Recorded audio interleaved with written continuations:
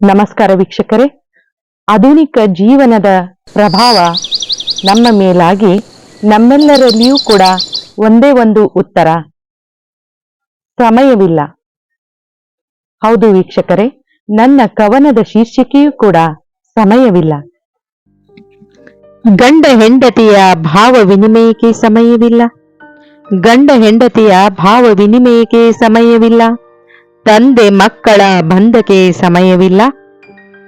ತಾಯಿಯ ಒಡಲ ಒಲವಿಗೆ ಸಮಯವಿಲ್ಲ. ಹೋಗಲಿ ನಿನ್ನ ನೀ ಅರಿಯಲು ಸಮಯವಿಲ್ಲ. ಹೋಗಲಿ ನಿನ್ನ ನೀ ಅರಿಯಲು ಸಮಯವಿಲ್ಲ. ಸಮಯವಿಲ್ಲದ ಬದುಕೇಕೆ? ಸಮಯವಿಲ್ಲದ ಬದುಕೇಕೆ? ಭಾವ ಬಂಧಗಳಿರದ ಜೀವನವೇಕೆ? ಭಾವ ಬಂಧಗಳಿರದ ಜೀವನವೇಕೆ? ಕಾಲ ಬದಲಾದಂತೆ ಸಮಯಕ್ಕೂ ಬಲು ಬೆಲೆ.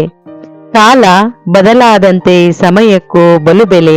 ನಿಜ, ಸಮಯಕ್ಕೂ ಬಲು ಬೆಲೆ. ಇದೇ ವ್ಯಾಪಾರೀಕರಣ ಆಧುನೀಕರಣದ ಬದುಕು.